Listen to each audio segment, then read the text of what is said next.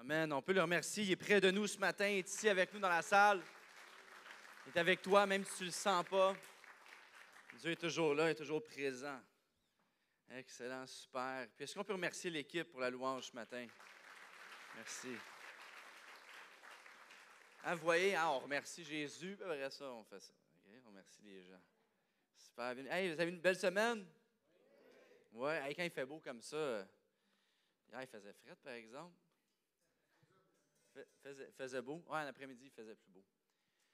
Super. Hey, c'est un plaisir pour moi d'être ici aujourd'hui, ce matin, pour pouvoir partager la parole. Je ne sais pas si c'est une première fois pour toi ici à l'Église ou dans une Église tout court. Je ne sais pas si ça fait 100 ans que tu vas à l'Église. Fait que tu sais déjà de quoi je vais parler avant même que moi je sache de quoi je vais parler.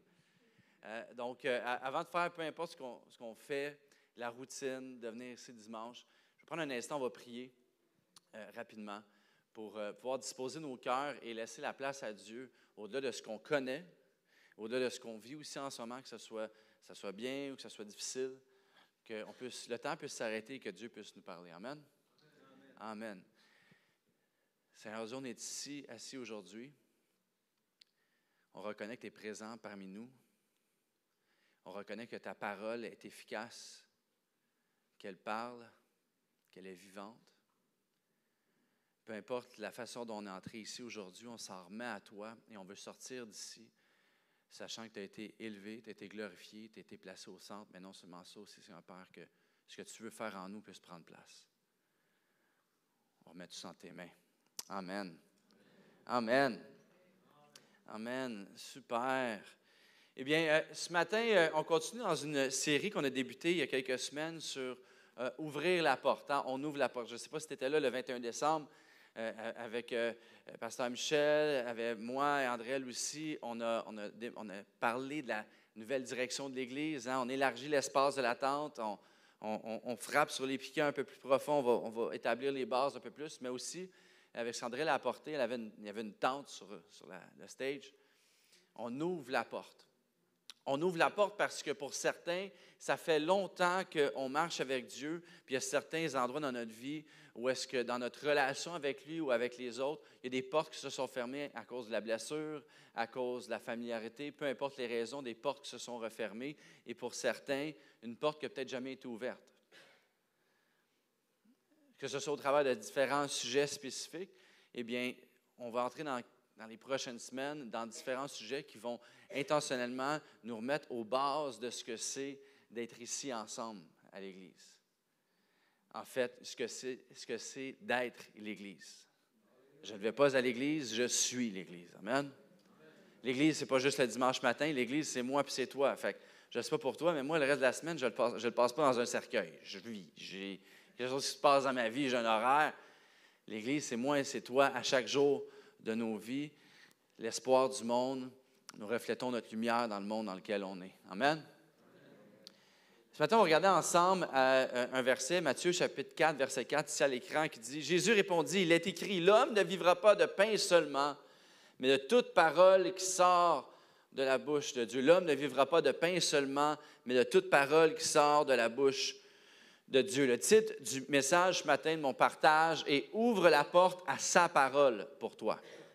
Ouvre la porte à sa parole pour toi. Aussitôt qu'on a une conception de l'existence de Dieu ou d'un Dieu ou une puissance supérieure pour plusieurs, automatiquement, on veut avoir une certaine interaction avec lui. Que ce soit pour prouver son existence. Ah ben, s'il existe, hey, montre-moi si ça, dis-moi ça, apparaît, fais quelque chose. Ou que ce soit un Dieu avec lequel on a une relation et qu'on vit des moments difficiles dans notre vie où on cherche une direction, une décision à prendre. À un certain point, on veut tous une interaction, une parole de la part de Dieu pour nous. Il y a même une expression, merci, mais même une expression commune pour les chrétiens. Souvent, hein, on cherche la face de Dieu. Tu dis ça à ton voisin, il va dire, hein? Hein? Fais-toi un dessin, prends une photo. Cherche la face de Dieu, ça veut dire quoi pour certains? En fait, c'est qu'on a été créé par Dieu et c'est plus fort que nous, on doit être rattaché à lui. notre propre péché, ce que la Bible appelle le péché, ce qui nous distance avec Dieu, notre propre façon de vivre, de vouloir vivre sans Dieu, fait en sorte que nous-mêmes, on s'éloigne de lui, mais lui, plus que tout, veut être près de nous. Il veut nous parler. Puis là, j'ai oublié ma Bible dans le bureau. Ça fait exprès, ça paraît pas bien pour un pasteur. Je vais prêcher, j'ai quoi ici? J'ai le manuel d'instruction IKEA, puis ça ne prêche pas bien, ça. Mais après ça, quand tu regardes la Bible, puis tu dis, ouais, il y a pas mal de stock là-dedans. Hey, merci. Tu vois, c'est pas juste la chaise puis le bâton qui passe, c'est la Bible. Merci, je vais la garder précieusement pour le restant de mes jours. Je vais te redonner après. Mais tu sais, tu regardes ça quand même. C'est quand même pas. Hein, c'est quand même pas. C'est pas n'importe quoi, là. Tu regardes les Écritures là-dedans, tu croises l'Ancien Testament avec le Nouveau Testament, les confirmations de ce qui était dit avant puis ce qui s'est produit après. Tu regardes les gens qui sont morts pour ça. Tu regardes depuis quand que c'est ici puis que c'est encore là, puis c'est encore le livre le plus vendu au monde. Et puis là, on est là. Oui, je le sais, mais moi, je veux que tu me dises quelque chose d'autre. As-tu quelque chose à me dire de différent? Lui, il est comme, hey, champion, check, je t'ai quand même écrit une papier lettre, là. C'est quand même, il y a peut-être quelque chose là-dedans pour toi. Je ne sais pas c'est quoi ton expérience avec la Bible, mais je peux juste te dire une chose. À chaque fois que je lis la parole de Dieu, même si c'est un passage que j'ai lu 100 fois, j'ai une révélation fraîche à chaque fois. À chaque fois que je vais lire un passage, puis j'ai fait le test parfois, même tu sais, les versets les plus communs, connus, typiques chrétiens, qu'on répète tout le temps, qu'on ne sait plus trop ce que ça veut dire parce qu'on le dit trop, puis c'est comme blablabla, c'est Charlie Brown, là. Même là, quand tu le relis, tu te mets dans une posture disposée, je te garantis que c'est une révélation fraîche de la part de Dieu. Et puis, c'est ça qu'on va regarder ensemble. Aujourd'hui, je fais la première partie. Deuxième partie, ça va être par Andréel la semaine prochaine. On va se pencher sur pourquoi est-ce qu'on a ça et ça sert à quoi et qu'est-ce que ça fait, qu'est-ce que ça peut faire dans nos vies ici en 2025, non seulement dans ma vie, mais pour les autres gens de Rosemère et les environs. Amen. Amen. On va prier ensemble encore une fois. Seigneur Père, je te remets tout entre tes mains, que mes paroles viennent de toi, soient inspirées par ton esprit et non moi, pour ta gloire. Amen. Amen. Hey, qui ici, qu'il soit vivant encore ou non, qui ici t'aime tes parents? Lève ta main. Que tes parents soient vivants ou qu'ils soient avec le Seigneur dans le ciel, est-ce que tu les aimes, tes parents? Oui. Là, c'est sûr, tout le monde lève leur main, puis si tu ne lèves pas, je sais que tu les aimes quand même. Là. Même si tu as eu des parents difficiles, ta mère t'a quand même donné la vie. Ah, on aime tous nos parents, mais on ne les a pas toujours vraiment aimés ou écoutés ce qu'ils nous ont dit. Hein? Si tu reflètes sur le passé de ta vie, les différentes saisons, tu es peut-être dans une période de ta vie où tu as une sagesse accumulée. Mais si on regarde à jeune enfance, quand tu es jeune enfant, tout ce que tu apprends dans la vie passe par tes parents. Tu n'es pas capable de marcher, tu n'es pas capable de te nourrir toi-même, de changer ta couche. Ça passe par tes parents. Fait que peu importe ce que tes parents disent quand tu es jeune, ça vient d'eux. Ils te nourrissent. Ça, c'est un arbre. Ça, c'est le soleil. Regarde-le pas trop longtemps. Tout vient de tes parents, c'est la source de ta vie. Puis après ça, tu passes de jeune enfant à enfant. Puis là, enfant, hein, la phrase classique, « Mon papa, c'est le plus fort. » Puis là, ton père, qui est bedonnant, qui n'est pas vraiment fort, soudainement un peu fier, « Ouais, c'est moi le fort. » Un fan club, les enfants, leurs parents, c'est leur héros. Peu importe ce que les parents disent, que ce soit une blague ou sérieux, ils vont le prendre pour du cash. C'est la vérité ultime, c'est de l'or, ce qui vient de mes parents. C'est incroyable. Je me souviens, quand j'étais plus jeune, mes parents ils ont fait une blague. On était en voiture avec mon frère. Puis on roule, puis là, il me dit « Hey, ils viennent de sortir une pilule. Tu prends ça une fois par jour, une petite pilule, pas besoin de manger le restant de la journée. » Puis nous autres, on pensait qu'on aurait une surprise, on allait à la crèmerie ou quoi que ce soit. Puis on s'est dit « Il n'y aurait plus de crème glacée, plus de gâteau, plus de pizza, plus... Hein? » Bien, ça, ils nous ont dit que c'était une blague, mais même s'ils nous ont dit que c'était une blague, nous autres, on y croyait dur comme fer. C'était une mauvaise nouvelle, c'était terrible. Peu importe ce que mes parents pouvaient dire, wow, on le prenait comme du cash. Puis après ça, l'adolescence arrive. Hein? Qui ici a des adolescents? Ou tu as déjà eu des adolescents? Hein? C'est-tu la même affaire? C'est une autre histoire. Hein? Quand on est adolescent, on réalise que nos parents ne sont pas parfaits. Puis nous, on pense qu'on connaît tout. On veut se détacher d'eux le plus possible. Hein? Si tu es avec tes parents en public, adolescents, puis ton père ou ta mère décide de donner un beau bec sur la tête, ça ne te tente pas trop. Tu veux te détacher d'eux le plus possible. Puis on n'écoute pas vraiment ce qu'il dit. Ouais, puis t'es vieux. Parce que, hey, mon père, il a 35 ans, le vieux. Moi, j'ai 14 ans. Là, quand tu es adulte, par contre, 35 ans, c'est jeune. Hein, c'est jeune. Et quand tu es adulte, la réalité, elle frappe. Hein? On réalise nous, on n'est pas parfait. Hein? On paye le prix parfois pour nos insolences qu'on a faites avant. On se rend compte que nos parents... Est-ce que je prends... Ah, j'ai un verre d'eau ici. Excusez-moi. J'espère que ça ne fait pas un mois qu'il est là. OK, c'est bon. C'est une bonne année. On se rend compte que nos parents ils ont une bonne longueur d'avance sur nous quand même. L'expérience de vie que tu as pris des mauvaises décisions, des bonnes à un moment donné, tu vas avoir une, deux affaires, moyennement sages là-dedans, ils ont quand même une longueur d'avance, ils ne sont pas si fous que ça. J'aurais peut-être dû les écouter un peu plus, hein? Mets de l'argent de côté de ta retraite. Leurs conseils sont redevenus chers. Puis malgré que l'évolution elle semble être terminée pour la majorité d'entre nous qui sommes adultes aujourd'hui, ce n'est pas nécessairement le cas avec notre vie spirituelle. Hein? Ce n'est pas ton nombre d'années que tu connais Dieu qui fait en sorte que tu as une certaine maturité avec Dieu. Je peux faire 40 ans que je suis chrétien, que je m'assois sur un banc d'église, mais ma maturité spirituelle n'équivaut pas le temps que j'ai passé sur un banc d'église. Et même pour moi, dans ma relation personnelle avec Dieu, j'ai pas mal l'impression souvent que j'étais un éternel adolescent avec mon Père céleste. On va se pencher sur le passage que j'ai partagé un peu plus tôt, où est-ce qu'on voit Jésus qui est à quelques instants après le moment où est-ce qu'il reçoit l'Esprit de Dieu sur lui. La fameuse colombe. Il l'avait sur le mur de l'Église avant, hein, pendant 20 quelques années, 30 quelques années. Ça voulait dire, c'était le symbole du Saint-Esprit. Jésus reçoit l'Esprit de Dieu sur lui. C'est un grand moment. C'est le début, là, de son ministère. Puis le ciel s'ouvre devant lui. Et malgré ça, le passage est reconnu comme étant la tentation de Jésus-Christ. Où est-ce que Jésus est dans le désert de la tentation juste quelques instants après, quelques moments après, dans le passage. C'est assez particulier. Un grand moment de gloire, Saint-Esprit, wow! Hein, c'est comme quand tu vas à l'église le dimanche matin, c'est super, tu sors de hey, c'était écœurant matin. Ah.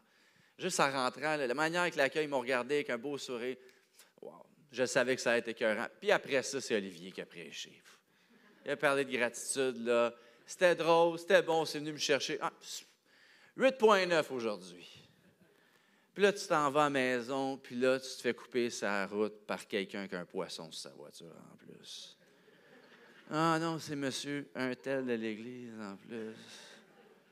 Il y a quelques instants avant, c'était « Salut frère avec amour ». Là, c'est « Je vais prier pour toi, frère ». C'est particulier comment que souvent, la vie, c'est bon moment, beau temps, mauvais temps. Hein?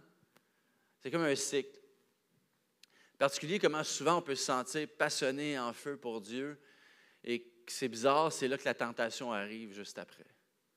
Particulier comment à chaque fois qu'on a des baptêmes, des baptisés, des gens qui veulent se faire baptiser, prennent la décision de s'inscrire pour se faire baptiser et à chaque fois, infaillible, dans mon peu d'expérience de ministère que j'ai, la semaine juste avant, grosse remise en question. Puis on a Jésus ici, le Fils de Dieu. S'il y en a un qui pourrait être exclu de tout ça, c'est lui, qui est ici, voit le ciel s'ouvrir devant lui, reçoit l'Esprit de Dieu et juste après passe par le désert de la tentation. Il y a peut-être une raison pour ça. Tu vois, souvent, on va identifier ça au fait que est-ce que c'est parce que Dieu existe-t-il vraiment ou est-ce que Dieu est vraiment bon? Pourquoi est-ce que c'est comme ci, comme ça? Il y a peut-être une raison pour laquelle la noirceur se déchaîne sur la lumière. Il y a peut-être une raison pour laquelle, si Dieu fait quelque chose d'incroyable en toi, l'enfer va se déchaîner pour tout défaire ce qu'il fait. Il y a peut-être une raison pour laquelle, lorsque je passe au travers de ça, je dois retourner vers sa parole pour m'affermir et réaliser en fait la raison pour laquelle l'enfer se déchaîne envers moi, c'est peut-être parce que la lumière est en moi. C'est peut-être parce que Dieu est en train d'agir en moi. C'est peut-être parce que ça a tout le temps été comme ça, puis là, c'est juste parce que soudainement, j'ai un peu plus la vie en moi, j'ai Dieu qui prend vie en moi dans cette saison plus que jamais, que le contraste entre la noirceur et la lumière de ma situation, de mes circonstances, de qui je suis, émerge soudainement. Que le contraste entre la lumière et la noirceur qu'on peut vivre dans ce monde se manifeste un peu plus.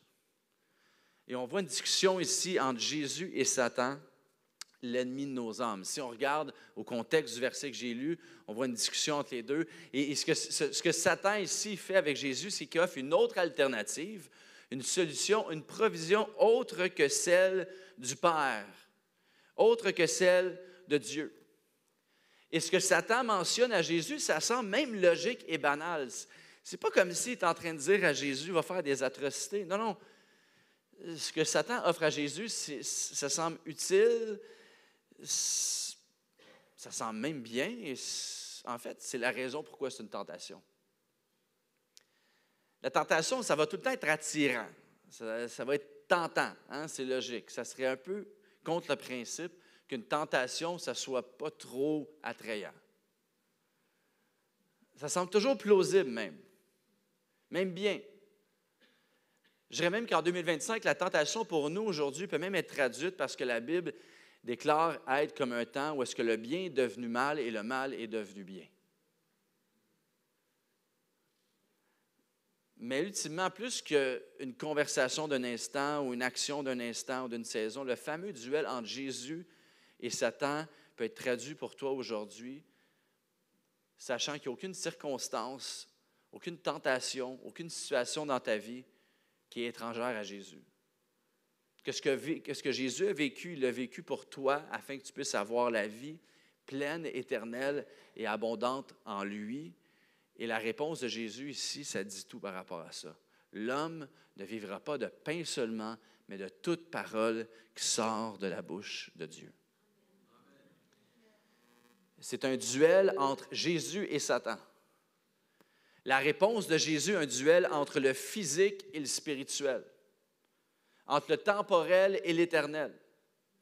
Tu vois, la tentation, ça va toujours être un duel entre la mort et la vie, entre mes propres moyens qui semblent bien versus ces paroles qui sont la vérité, la vie et le chemin pour lequel j'ai été créé. Et aujourd'hui, plutôt que de donner l'attention à la tentation, on va regarder à la solution, toute parole qui sort de la bouche de Dieu. Tu vois, Dieu a une parole pour toi. S'il n'y avait pas une parole pour toi, il n'aurait pas pris le temps que ça se rende à toi aujourd'hui. Mais Dieu a une parole pour chaque instant de vie. Je ne sais pas si tu as déjà été dans un motel ou un hôtel où est-ce que tu ouvres le tiroir et puis il y a le fameux Nouveau Testament des Gédéons. Hein, je ne sais pas si ça se fait encore, là. Parfois, je vais, puis bon, ça, c'est entre nous deux. L'autre fois, il y avait le livre des Mormons, j'ai mis le Gédéon par-dessus. J'ai laissé là quand même par respect. Mais quand tu ouvres le livre des Gédéons, le Nouveau Testament, mais la version des Gédéons, tu as une page au début avec des versets pour toutes circonstances. Pour celui qui est découragé, pour celui qui est dans la tristesse, dans le deuil, pour la personne qui cherche la direction dans sa vie. Il y a une panoplie de sujets sur lesquels l'être humain fait face et qui a besoin d'une intervention divine de Dieu. Toute parole qui sort de la bouche de Dieu, et non seulement pour le dimanche matin, mais pour chaque circonstance dans ta vie, et ça, chaque instant de ta vie, et ça, c'est à portée de main, disponible pour moi et pour toi. La Bible, c'est sans exception le livre le plus influent, le plus vendu de toute l'histoire humaine. C'est assez incroyable. Peu importe comment tu veux tourner ça, argumenter ça avec le fait « Ouais, mais c'est parce que, tu sais, Constantin, puis l'autre avec son imprimerie, il voulait tester ça, il a fait la Bible, mais ouais, mais les extraterrestres. Puis je sais que c'est une théorie de complot, mais peu importe ce que tu veux dire, on regarde les faits, c'est le livre le plus vendu, le plus influent de toute l'histoire humaine. Des gens de chaque continent, presque chaque pays, tout arrière-plan ethnique et culturel ont une interaction avec la parole de Dieu. Il y a une raison pourquoi les gens se tournent encore aujourd'hui vers la Bible. Il y a une raison. Il y a une raison pourquoi on la proclame à chaque semaine ici à l'Église, autant le dimanche que dans les rencontres connexion ou peu importe ce qu'on fait. Il y a une raison pourquoi la parole de Dieu est si fondamentale à qui on est. La Bible dit dans Romains au chapitre 10, verset 17, on a le verset à l'écran, « Ainsi la foi vient de ce qu'on entend, et ce qu'on entend vient de la parole de Christ. » Mais je dis, n'ont-ils pas entendu? Au contraire. La source de notre foi, c'est Christ, c'est sa parole. C'est pour ça que Jésus peut répondre avec assurance à l'ennemi avec sa parole. C'est pour ça que je peux prêcher ce matin avec assurance et conviction, parce que je ne fais pas à partir de mes propres paroles, mais je le base tout sur sa parole. Tu peux philosopher de la vie, tu peux songer de la vie, tu peux parler de ce que tu penses et ce que tu aimes personnellement, et ça ne changera absolument rien à ton destin. Mais Jacques 1,22, mettez en pratique la parole et ne vous contentez pas de l'écouter en vous trompant vous-même par de faux raisonnements. On est rendu vraiment dans une époque où est-ce que ma vérité, j'ai ma vérité. C'est cute, c'est correct, tu as le droit d'avoir ta façon de penser, ça c'est correct. Une opinion, une réflexion, un doute. Mais moi, David, j'admets complètement que si ce n'est de moi, je n'ai pas la solution à la vie. Mon opinion, mes pensées n'est pas la vérité ultime. Elle est basée sur quelque chose. Elle doit être basée sur quelque chose. Et la seule chose sur laquelle on peut baser la vérité, ma vérité, c'est sur la vérité. Quand tu as sa parole sur ta vie et que tu crois à ce que lui t'a promis ici, même si tu ne le vois pas encore, que tu alignes ton comportement avec ce que tu crois, tu vas inévitablement produire les fruits de ce que ça dit ici. Ce n'est pas en anglais on dit du wishful thinking ou de la pensée positive, ou tu te dis assez, tu vas le voir, hein, je veux un six-pack, je veux un six-pack, je veux un six-pack. Je n'aurai pas 6 abdominaux qui vont apparaître. Mais si je m'en pratique ce que je dis, je vais être en forme. Si tu alignes ton comportement avec ce que tu entends, c'est inévitable, tu vas vivre le résultat de ses promesses, de sa protection, de sa paix, de son salut, de sa direction, de sa provision pour ta vie. Et ce que tu entends, tu le déclares. Je ne sais pas si c'est déjà arrivé à vous. Pour certains, souvent, tu l'entends plus que d'autres. Mais lorsque tu as commencé à avoir cette rencontre avec Dieu et que ta vie a commencé à changer à l'intérieur, tu savais qu'il y avait une transformation, soudainement, les gens plus près de toi étaient comme « T'as changé! » Puis c'est drôle parce que le mec qui le dit, c'est pas nécessairement négatif, mais c'est pas positif. « Ouais, t'as changé! Toi, ton Jesus, là, correct, là, chacun sa sauce, je suis plus moutarde, toi, t'es ketchup. T'as changé, quelque chose, tu parles pas pareil. Il y a quelque chose de différent. » Ce que tu entends, tu le déclares, et tranquillement, plus que tu déclares et que tu commences à parler comme ce que tu reçois, plus que tu vas le mettre à le vivre dans ta vie. Puis d'une manière surnaturelle, il y a des choses dans ta vie que tu vas voir qui étaient des obstacles, qui étaient des répétitions de mauvaises pratiques, de mauvaises habitudes, de mauvaises façons de penser, de négativité ou de pensée de mort, et que soudainement, tu vas dire, écoute, on dirait que je m'en vais plus vers la lumière, vers la vie, puis soudainement, je n'avais jamais de résultat dans ma vie par rapport à ça. Puis, il me semble que j'étais un bon à rien, j'étais un vaut rien, mais soudainement, il y a des choses qui se passent qui sont au-delà de mes dons, mes talents, mes capacités, mes contacts, de tout ce que j'ai autour de moi habituellement. Soudainement, tu vas commencer à avoir des miracles se produire dans ta vie. Puis, ce qui est incroyable des miracles, souvent, c'est que les gens autour de toi sont comme « Ouais, c'est du hasard, là. Ça tombe comme ça, oui, guérison. Commence à faire beau dehors, là. » Mais toi, tu le sais au plus profond de toi que c'est un miracle. Tu vois, on peut, malheureusement, c'est bien. Moi, j'aime l'apologétique. Hein? L'apologétique, c'est d'avoir une certaine défense de la foi, de connaître la Bible, de connaître aussi les temps dans lesquels on vit, d'adresser les choses. Puis, tu sais, Dieu, il peut se défendre lui-même. La parole de Dieu est infaillible. Hein? Fait que, peu importe ce que toute la population pourrait dire pour essayer de la détruire, elle va se rendre jusqu'ici. Elle s'est rendue jusqu'ici, elle va te faire encore longtemps.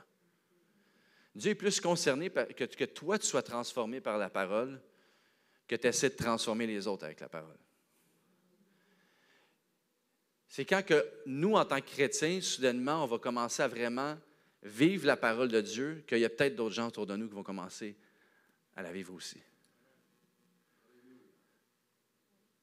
Dieu est plus concerné à ce que tu mettes en pratique moyennement le 1/1000 de ce que tu connais dans la parole que de tout connaître la parole, mais de rien pratiquer de ce que tu lis et de ce que tu reçois.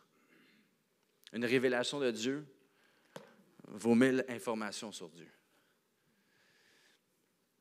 Ésaïe 40, verset 31, « Mais ceux qui se confient en l'Éternel renouvellent leur force. Ils prennent leur vol comme les aigles. Ils courent et ne se lassent point. Ils marchent et ne se fatiguent point. » Particulier parce que si je lis ça, c'est que souvent, il y a des passages dans la Bible où est-ce que on le lit puis c'est contraire à ce qu'on vit. Et on se dit que c'est certainement pas plausible ce qui est ici dans la Bible, dans la parole de Dieu, ou c'est pas réaliste parce que moi, je vis pas ça en ce moment. Moi, ça fait des années que je me lasse. Ça fait des années que je marche et je me fatigue. Ça fait des années que je cours et je suis épuisé. Et je ne vois pas vraiment comme un aigle, je ressemble plus à une mouette qui arrive de chez McDo qui en a trop mangé.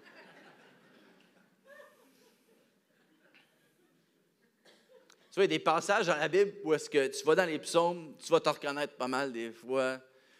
Tu sais, c'est les chants de déprime, tout ça, puis après ça, c'est le sommet, tout est beau.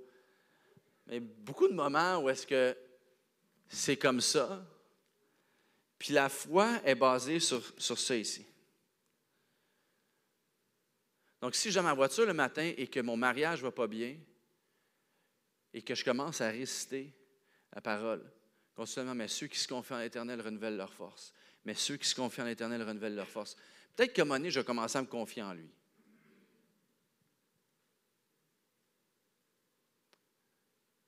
Des fois, on a besoin d'être rappelé qui on est. Ce que Dieu fait pour nous, ce qu'il a mis en nous, ils prennent leur vol comme les aigles. Tu vois, souvent, pour certains d'entre nous, la cellulaire, tu vois, souvent, pour certains d'entre nous, on a passé une vie, on a été élevé, on était dans un environnement où est-ce qu'on a été intimidé souvent, où notre valeur n'a pas été élevée tant que ça. On a dû faire notre propre valeur dans le monde dans lequel on vit. Et puis, la raison pour laquelle on est rendu où est-ce qu'on est, c'est qu'on s'est bâti une carapace, où on s'est motivé nous-mêmes, on s'est fait notre propre Tony Robbins, t'es beau, t'es capable, t'es fort, t'es le meilleur, t'es là, tu chantes bien, tu chantes pas bien, mais tu chantes bien. On se compte des mensonges, puis tout ça, on essaie de s'élever. Puis on a réussi à se rendre à un certain point, mais en fait, tu vois ici, c'est vraiment pas le même principe. Ici, c'est un peu plus le manuel d'instruction de celui qui t'a créé. Puis tu vois, l'être humain, moi, ça, c'est classique. Si je vais chez Ikea, premier réflexe, manuel d'instruction, est où la poubelle? J'étais un homme, je sais comment monter ça, ce meuble-là. Malheureusement, avec nos vies, trop souvent, on fait la même chose. L'être humain fait la même chose. J'ai pas besoin. Non, c'est correct. Ah, c'est bien cute, là, à Noël, à la messe de minuit, c'est correct. Mais m'en occuper, je l'ai, mon manuel, moi. La seule raison qu'on prend ça, c'est pas juste pour avoir des pensées positives, puis pour essayer de se primer, puis se compter des faux mensonges. En fait, Dieu t'a créé pour vivre ça. Puis même si tu ne le sens pas, puis tu ne l'as pas en toi, tu as le droit de le lire et de te l'approprier et de laisser Dieu agir. Pas toi de le produire par toi-même, par tes propres forces, puis de nier les circonstances dans lesquelles tu es, mais de laisser la parole de Dieu prendre place en toi. Si tu entends cette parole ce matin par la foi, dis Amen.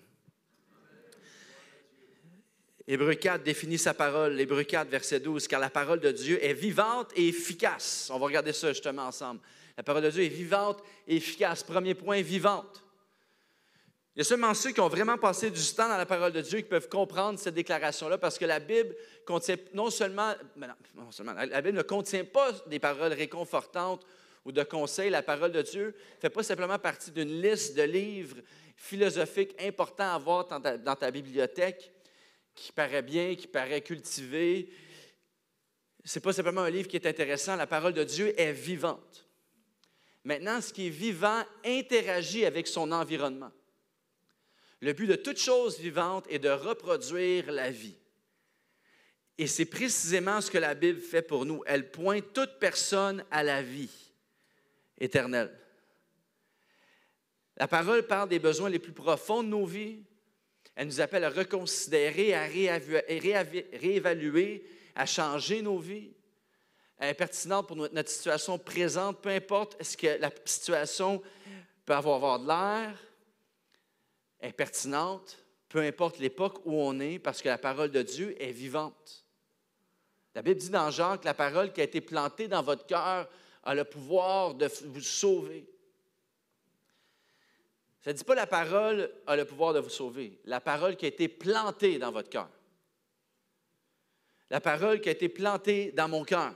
Plantée, enracinée dans mon cœur. C'est la seule parole que tu peux utiliser, la seule parole qui te garde en vie.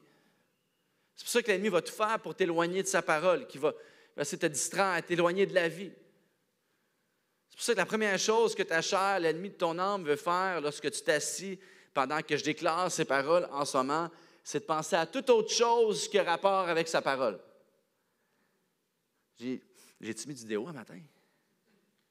Hey, j'ai-tu barré la porte en partant? Dieu est en train de se ruer vers toi pour te parler, te demander une parole de sa part cette semaine. Puis, pendant qu'il te parle, hey, on a été chez Giorgio ou chez Pacini après-midi, après l'église? Hey, j'ai-tu fait la brassée de lavage? J'ai pas de linge demain. Il faut qu'on s'en aille à la maison, chérie. Tout faire pour te distraire de cette parole qui veut prendre vie en toi, qui veut s'enraciner en toi, parce que l'ennemi sait que tu ne peux rien faire avec les paroles que tu n'entends pas. Tu peux seulement utiliser la parole qui a été plantée dans ton cœur. Et le but de la plantation, c'est de prendre ce qui est vivant et de le planter là où est-ce qu'il n'y avait rien, afin qu'il puisse avoir de la vie, où est-ce qu'il y avait de la mort. C'est ça le miracle de la parole de Dieu. Que lorsque je prêche sa parole, ou que tu étudies sa parole, ou que tu lis sa parole, tu vas avoir un amour, une paix, une joie, une assurance, une force, un espoir que tu n'avais pas auparavant. Ce qui est vivant est planté là où est-ce qu'il y avait de la mort. Qui va se planter dans ton cœur, dans ton âme, dans ta personnalité, dans ton caractère, dans ta façon de parler. Que tu vas te rendre compte tranquillement que tu peux être transformé par le renouvellement de ton intelligence. Que même si tous ceux dans ta famille, génération après génération, étaient dépressifs, c'est une marque de commerce dans ta famille, soudainement tu commences à être libéré de la dépression. Que même si les générations avant toi étaient tous alcooliques, soudainement tu commences à être sobre à certains moments quand c'est au-delà de tes forces et capacités. Parce que tu as tranquillement planté sa liberté, tu as tranquillement planté sa joie, sa victoire dans ton cœur. Sa parole qui a été plantée dans ton cœur a le pouvoir de sauver ton âme, tes habitudes, ton comportement, la direction de ta vie. Combien ici, vous le savez, que si ce n'était pas de Dieu, vous ne seriez pas ici aujourd'hui? Vous ne serez peut-être même pas encore vivant aujourd'hui. Vous n'auriez pas les bénédictions, les bienfaits de ce que ça a donné de marcher avec lui jusqu'à aujourd'hui. Donc, si tu ne vois pas Dieu agir en ce moment dans ta vie et que tu vas dans sa parole, tu peux planter des choses en toi qui n'étaient pas là avant. Maintenant, une plante, ça prend du temps à pousser. Avec mon fils, il y a quelques années, on a fait, tu sais, classique, tu prends un styromousse, un verre en styromousse, tu mets une petite semence, puis là, tu espères c'est la bonne, que ce soit un avocat ou je ne sais pas quoi, une tomate, pas un pissenlit, puis là, on met la semence, on la plante, puis il est là, OK, go. Je suis comme, ouais, mais il faut attendre. OK, mais on va mettre plus d'eau. Je fais, non, tu vas noyer. OK. Puis il était là, le comptoir comme ça, il attendait. Ouais, mais ça va prendre du temps. Ah, ouais, il était déçu. Puis là, quand ça commençait à pousser, il était content, mais pas aussi excité. Ah, ouais, OK. Parce que c'était pas à sa vitesse, tu sais. Une plante, ça prend du temps à pousser. Tu ne peux pas t'attendre à ensemencer et à avoir le fruit la même journée. Ça, souvent, on a des déceptions. On pense que c'est plutôt une lampe magique qu'un livre. On est là, 1, 2, 3. Bip, bip, bip, dis-moi tout ce que je veux savoir. Comme un biscuit chinois, là, tu sais. Votre chiffre chanceux. Ah non, je viens de parole de Dieu. Ça prend du temps, ça prend de la patience. Ça prend de la nourriture, ça prend de la lumière régulière. Pas juste le dimanche. M'exposer à Dieu, à sa présence. Ça prend une bonne terre aussi. On doit s'enraciner. Tu ne peux pas simplement venir le dimanche pour te faire bénir express puis penser que ta plante elle va s'enraciner puis elle va pousser. La parole de Dieu, elle doit faire partie de ma vie. Elle doit demeurer en moi, pas être un endroit que je visite le dimanche. Comme l'air qu'on respire pour notre corps physique, sa parole est essentielle pour notre âme spirituelle. Et pour tout ce que sa parole peut faire, elle ne va rien faire, ça ne fait pas partie de ma vie. OK, Dave, mais si c'est tellement incroyable, pourquoi est-ce qu'on s'en distance tant? Pourquoi est-ce que j'ai de la difficulté à lire ma Bible à chaque jour? Pourquoi est-ce que j'ai de la difficulté à mettre en pratique ce que je lis? Pourquoi est-ce que ceux qui ne l'ont jamais entendu, souvent, ils ne veulent à rien savoir de ce qu'elle dit? Pourquoi certains que tu connais, qui étaient assis à côté de toi avant l'Église, maintenant, ils ne veulent plus venir, ils ne veulent plus se connecter avec Dieu pour l'entendre, ils se distancent un peu? Pourquoi parfois, quand je décide d'en entendre seulement une partie, soudainement, je n'ai pas le goût d'entendre le reste ou de moins en moins? Et ça, c'est mon deuxième point, le dernier. Parce que sa parole nous expose. Sa parole nous expose. Ça va bien finir, là. Il y en a qui sont rentrés ici, je vous vois. Là. Hey, je voulais pour être encourageant un matin, je me fais démolir. Ça va bien finir. Hébreux chapitre 4, verset 12b dit « Elle est plus tranchante que toute épée à double tranchant et pénétrant jusqu'à la division de l'âme ainsi que de l'esprit et des jointures, ainsi que de la moelle. Elle juge les dispositions et les pensées du cœur. Nulle créature n'échappe au regard de Dieu. Tout est nu à découvert aux yeux de celui à qui nous devons rendre compte. Sa parole est comme une lumière qui expose tout ce qui est invisible dans la noirceur. Nos motifs, nos secrets, nos pensées, nos désirs, ça peut sembler terrifiant, non? Être exposé devant Dieu. Les plus petites pensées aux péchés les plus sales, tous mes secrets exposés, pas juste ton nip à la banque, là.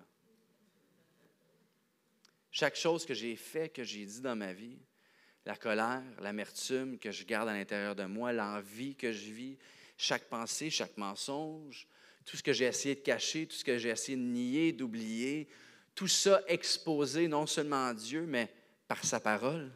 Fait que tu me dis, si je lis ça, il faut que je rouvre des tiroirs là, ici, là, à découvert devant Dieu. Oui. Parce qu'en fait, il le voit de toute façon. Ah, mais Dave, il me semble que c'est supposé être une bonne nouvelle.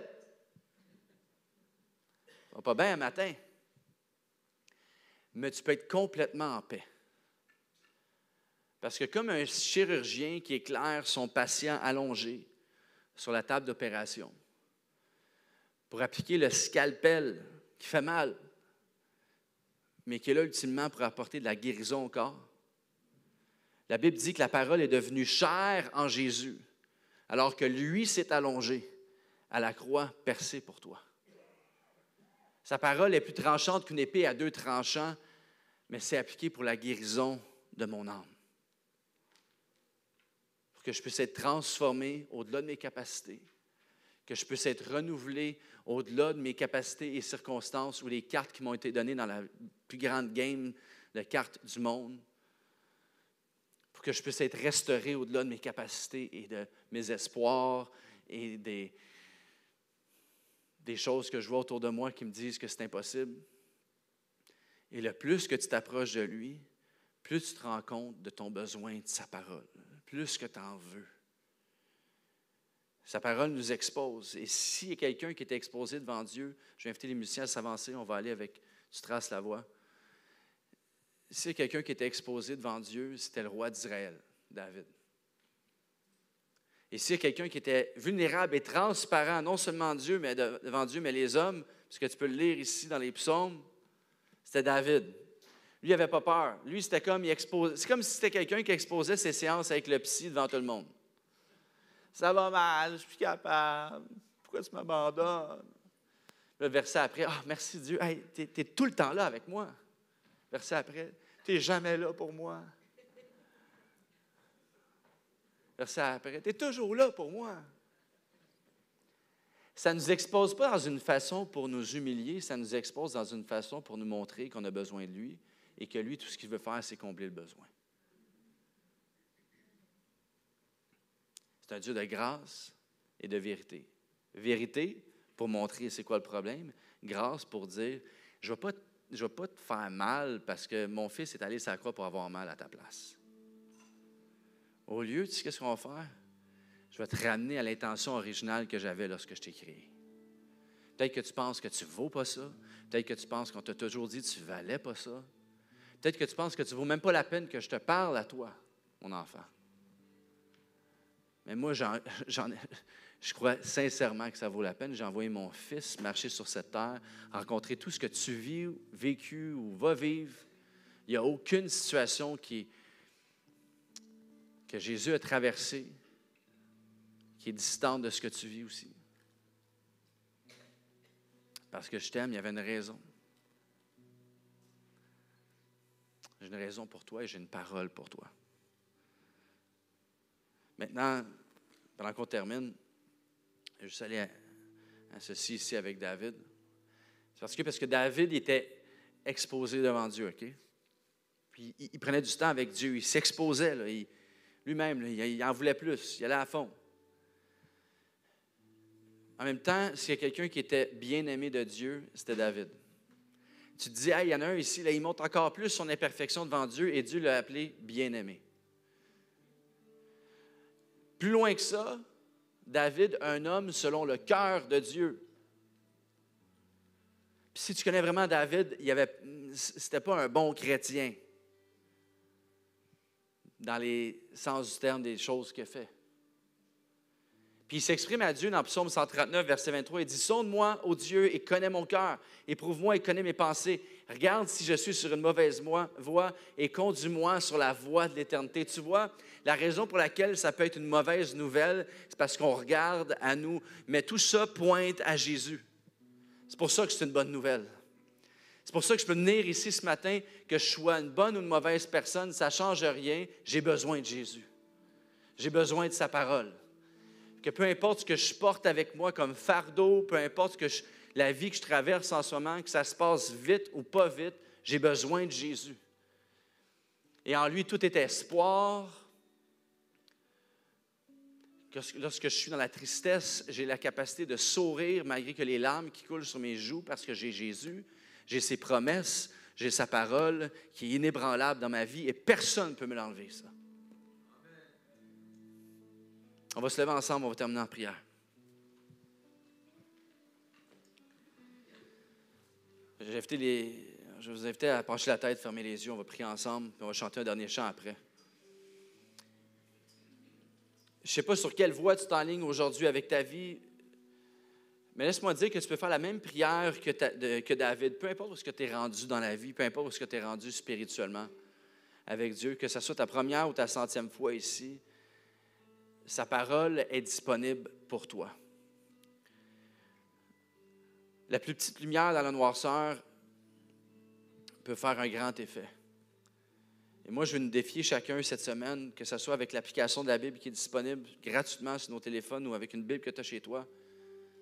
Simplement l'ouvrir 5 minutes, 10 minutes, de s'exposer à la Bible.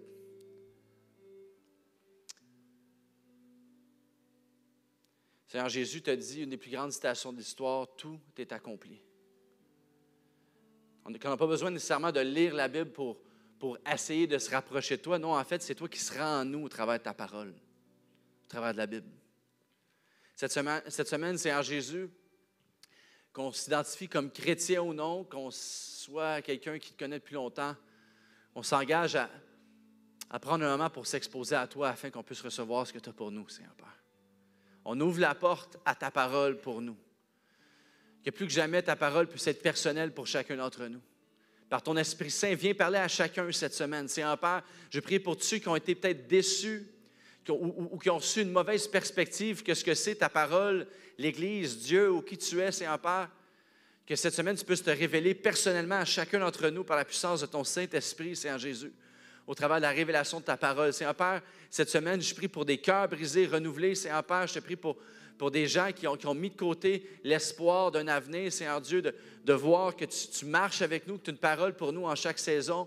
Seigneur Père, je te prie qu'on puisse être transformé ici en tant qu'Église à l'Église de Rosemère par ta parole plus que jamais, Seigneur Père, alors qu'on entre dans cette nouvelle saison pour l'Église, Seigneur Jésus. Que la parole de Dieu puisse rester une fondation principale de cette Église. Que cette parole puisse rester une fondation principale pour nos vies, Seigneur Dieu. Et qu'au bout de tout ça, que ceci puisse être pour ta gloire, parce que tu as le plan ultime et parfait pour chacune de nos vies, Seigneur Père. On s'en remet à toi. Et alors qu'on chante ce dernier chant avant de partir à la maison, Seigneur Dieu, on le chante avec foi en tant que congrégation, mais pour nos vies individuelles aussi. Toute la gloire t'appartient. Chantons ensemble.